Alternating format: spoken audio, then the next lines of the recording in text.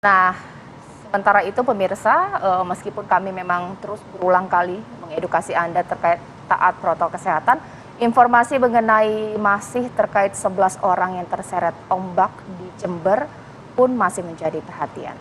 Ritual yang dilakukan masyarakat di sana ini juga menjadi fokus dan masyarakat ini saat ini memang masih membantu untuk mencari korban-korban yang mungkin ada. Insiden ini kalau bisa kami kembangkan lagi terjadi sekitar pukul 00.30 waktu Indonesia Barat. Rombongan berjumlah 24 orang berangkat ke Pantai Payangan dari kota Jember menggunakan 3 kendaraan. Saat sedang melakukan ritual mandi di laut, tiba-tiba datang ombak besar datang menyeret 13 orang sedang melakukan ritual. 11 orang tewas dalam ritual ini. Sebelumnya, proses pencarian dilakukan tim gabungan dari Basarnas, Pol Air, dan juga Polsek Ambulu, dibantu oleh warga sekitar.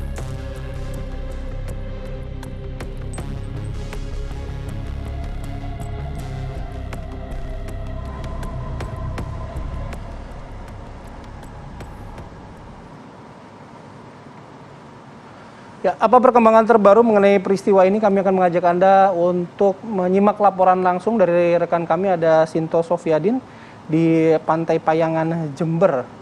Pagi Sinto, ada informasi terbaru yang Anda bisa sampaikan pagi hari ini, terutama mengenai upaya pencarian korban lainnya? Ya, saat ini saya berada di Pantai Payangan, Sumberjo, Ambulu, Jember, Jawa Timur, di mana lokasi ini adalah 20 orang atau dari 24 orang yang tergulung ombak saat melakukan ritual kemakmuran hidup dan membuang sial. Jadi saat diadakan ritual tersebut, tiba-tiba ombak datang dan menghanyutkan 20 orang, di mana dari 20 orang itu 11 orang dinyatakan meninggal dunia dan kemarin sudah ditemukan semua, sementara sisanya selamat yang dibawa ke rumah sakit di Puskesmas Ambulu ada 3 orang, yang 1 sudah dipulangkan, sementara yang 2 dirujuk ke rumah sakit Dr. Subandi Jember untuk mendapat perawatan intensif. Salah satu yang selamat yang dirujuk ke rumah sakit Dr. Subandi adalah ketua kelompok yang bernama Nur Hasan. Dan Padepokan ini berada di sekitar 50 km dari lokasi kejadian, yaitu di Desa Duku Mecek, Kecamatan Sukorambi, Kabupaten Jember, seperti itu. Ya, Sinto, berdasarkan penelusuran Anda di lapangan, sebenarnya sudah berapa kali sih warga di sana itu melakukan ritual seperti ini? Apakah memang musimnya yang ombaknya lebih tinggi dibandingkan biasanya, atau memang sebelumnya pernah ada korban hal yang sama seperti ini? Bagaimana? Ya, di tempat ini sering dijadikan untuk ritual, untuk untuk membuang sial, untuk mereka yang ingin ritual. Namun baru kali ini terjadi kecelakaan yang sangat besar dengan memakan korban hingga 11 orang. Dan sebelum-sebelumnya banyak wisatawan yang tenggelam atau hanyut saat mandi di pantai ini. Sementara itu ada papan peringatan bahwasanya dilarang mandi di pantai ini karena kondisi ombak yang tidak bisa diprediksi. Baik, terima kasih atas informasinya Sinto Sofiadin, atas informasi terbaru pagi hari ini di Pantai Payangan, Jember, Jawa Timur. Nanti kami akan lanjutkan informasi mengenai ritual yang akhirnya membawa korban sesaat lagi di Apa Kabar Indonesia Pagi.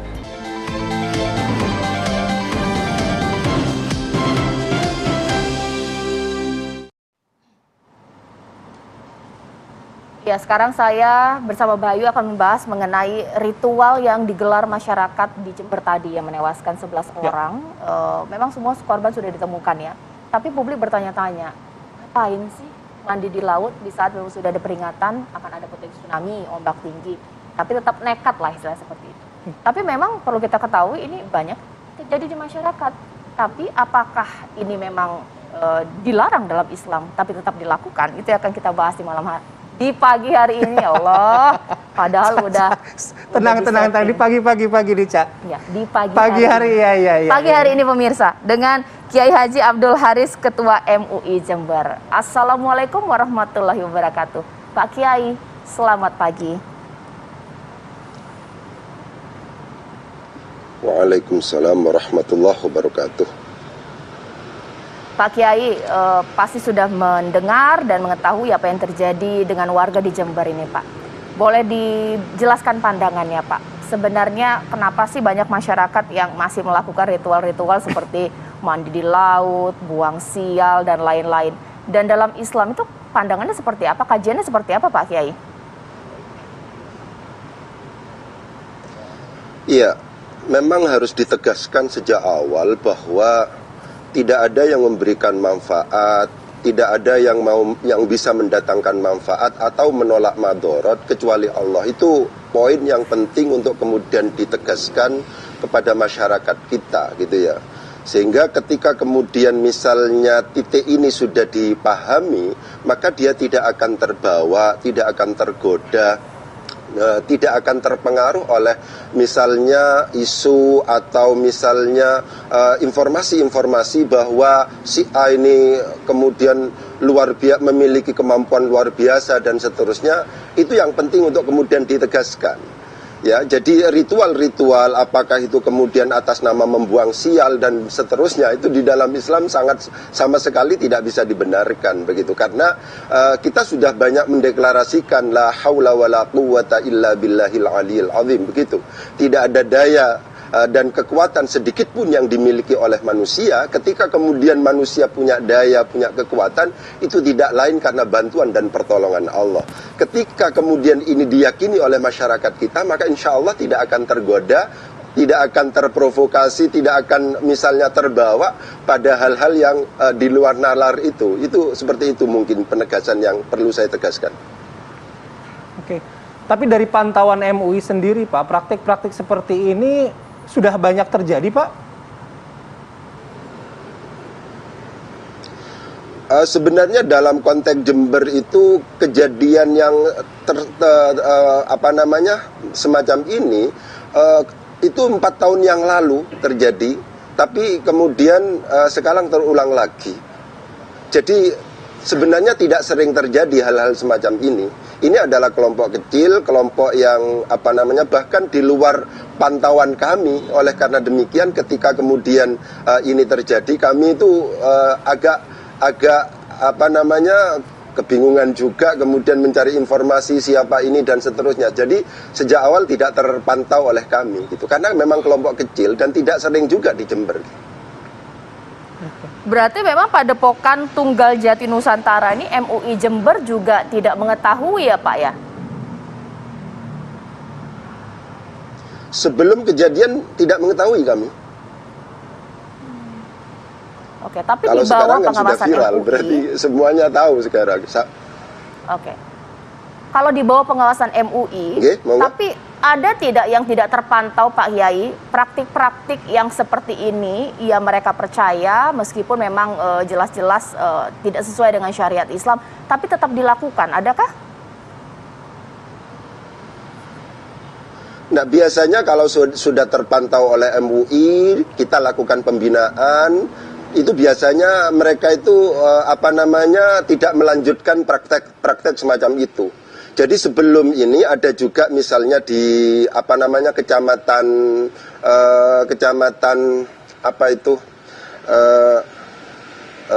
ada salah satu kecamatan itu ada praktek semacam ini juga di pinggir laut, itu namanya Tibil Kulub, ya. Tibil Kulub itu dan kemudian ditangani serius oleh MUI bersama kepolisian dan pada akhirnya itu dihentikan praktek-praktek semacam itu.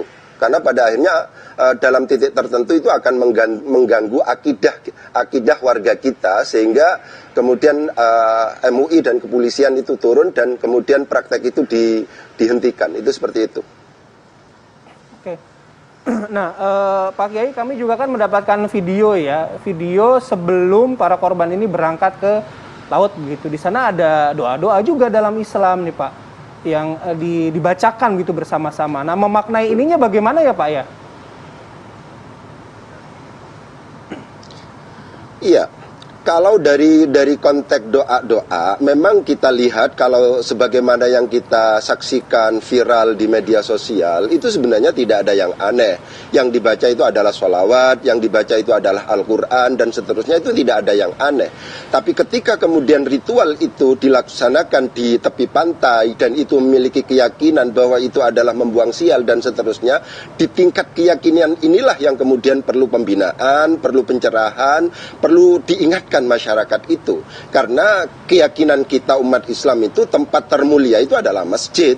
Kalau seandainya kemudian dilaksanakan di luar masjid misalnya, dan itu dianggap lebih mujarab dan seterusnya, misalnya lebih bisa mendatangkan manfaat dan seterusnya, itu adalah keyakinan-keyakinan yang padanya harus diluruskan, karena itu bertentangan dengan apa yang kemudian ada di dalam ajaran Islam. Itu seperti itu. Pak Kiai, di masyarakat kan ada mitos-mitos tentang membawa sial, diri sedang tertimpa sial sehingga harus diruat.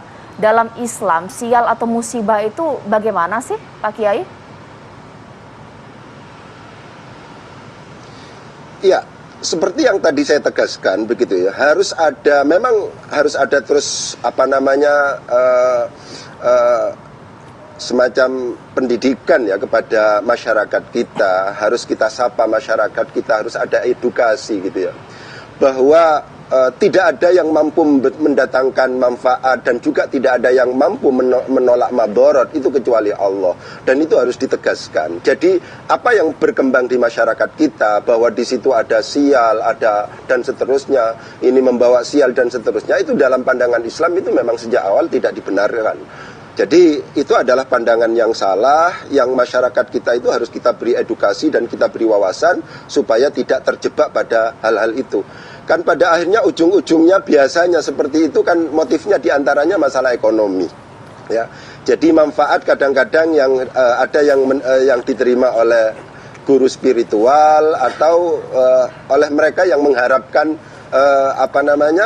kegiatan-kegiatan itu sukses misalnya, itu arahnya ke sana biasanya. Oleh sebab itu penting untuk kemudian ditegaskan bahwa tidak ada yang mampu mendatangkan manfaat dan juga tidak ada yang mampu menolak madharat kecuali Allah.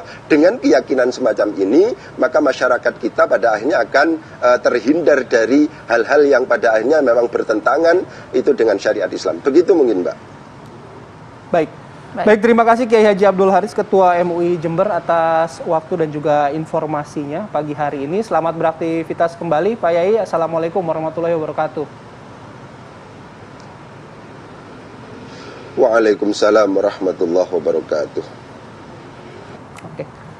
Baik, ini tadi mudah-mudahan apa yang disampaikan oleh MUI Jember juga menjadi informasi tambahan, mengambil bijak begitu ya untuk mengikuti kegiatan-kegiatan seperti itu. Atau back to basic aja lah, kalau tertimpa musibah ya sholat, doa, sedekah. Betul. Hormat sama orang tua. Baik, sayangi orang tua, anak istri, hilang sialnya. Oke, kami jeda terlebih dahulu. Nanti kami kembali dengan informasi atau isu utama kami pagi hari ini mengenai benar nggak sih bahwa masyarakat Indonesia ini sebenarnya sudah kebal COVID. Nah, apa sih makna dari kebal ini? Nanti kita lanjutkan diskusi lebih dalam lagi di Apa Kabar Indonesia Pagi sesaat lagi.